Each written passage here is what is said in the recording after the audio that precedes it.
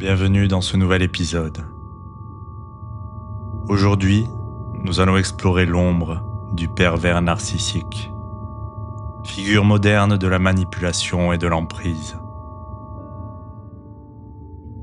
Comme un acteur aux mille visages, il charme, il séduit et trompe.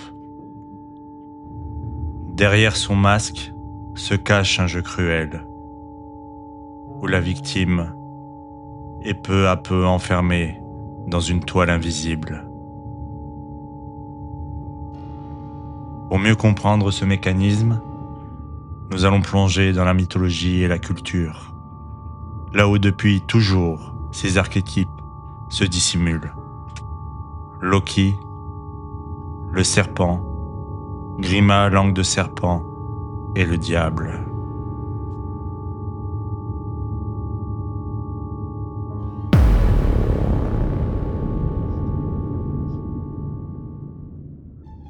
Loki, le dieu farceur de la mythologie nordique, est à la fois fascinant et dangereux. Il sait se rendre indispensable, amusant, brillant. Tout comme le pervers narcissique, Loki séduit par son esprit et son masque de complicité. Mais derrière le rire et la promesse se cache une ruse froide. Loki trompe, trahit, manipule, sans jamais montrer son véritable visage. Ainsi agit le pervers narcissique. Il entre dans la vie de sa victime par la porte du charme, pour mieux installer son emprise.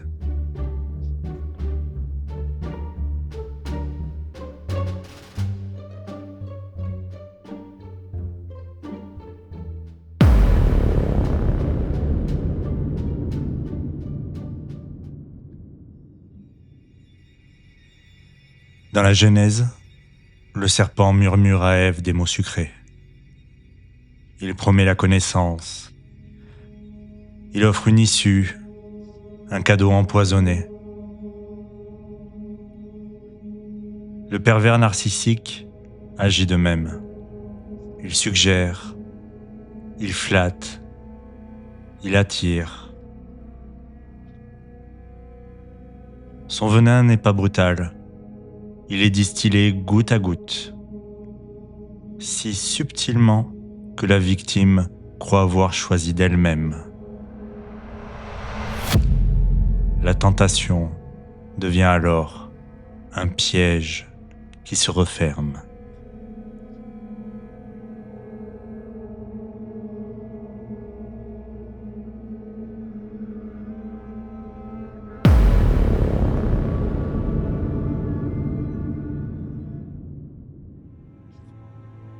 Dans Le Seigneur des Anneaux, Grima, langue de serpent, chuchote à l'oreille du roi Théoden. Ces mots sont comme des chaînes invisibles qui paralysent et enferment.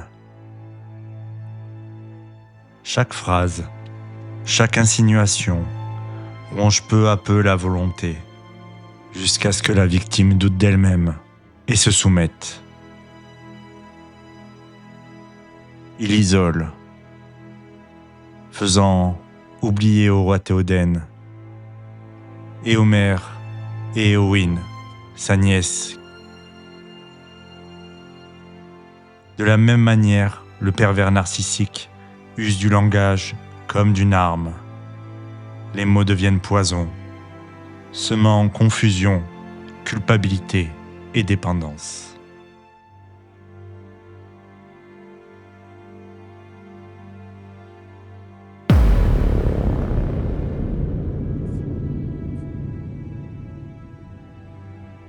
Enfin vient la figure du diable.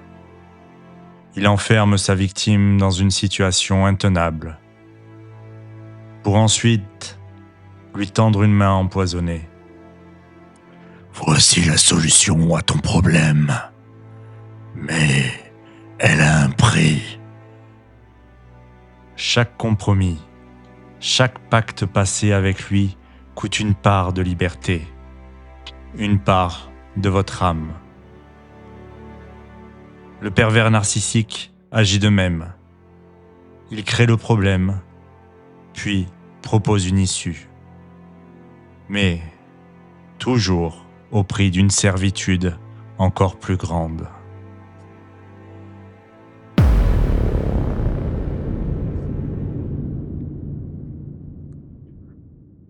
Je vous propose maintenant un exercice pour lever le masque trompeur et retrouver votre propre clarté intérieure. Installez-vous confortablement. Fermez les yeux un instant. Prenez une profonde inspiration et expirez doucement. Laissez le corps s'apaiser. Inspirez et expirez. Inspirez et expirez.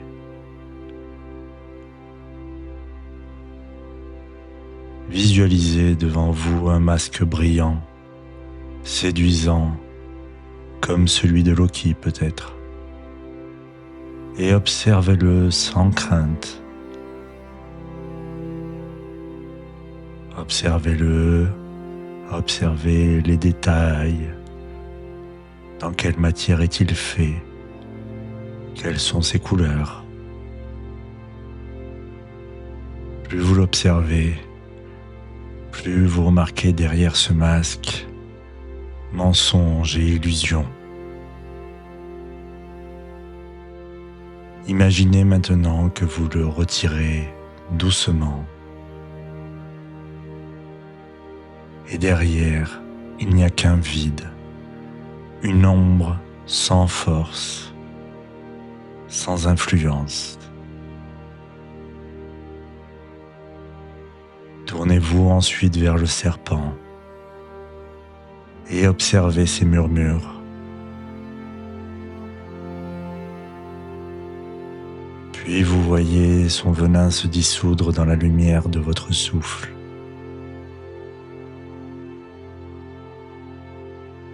Regardez Grima et ses mots empoisonnés. Et ils se dispersent comme une fumée impuissante. Il est pris de terreur à votre vue, comme lors de l'arrivée de Gandalf le Blanc. Et enfin, brisez le pacte du diable. Visualisez une clé entre vos mains, la clé de la liberté. Et ouvrez les chaînes invisibles.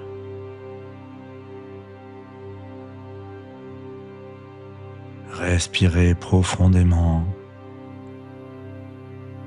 Sentez votre énergie revenir à vous. Vous êtes libre et vous voyez clair.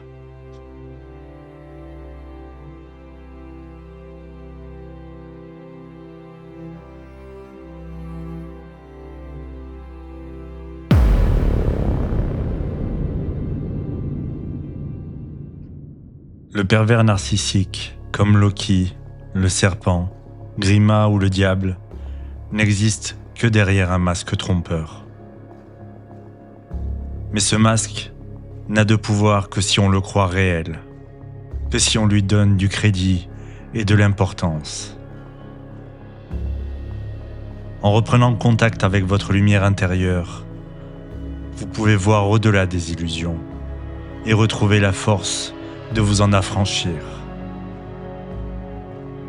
Et souvenez-vous que votre clarté intérieure est à la fois votre plus grande protection et votre épée la plus affûtée.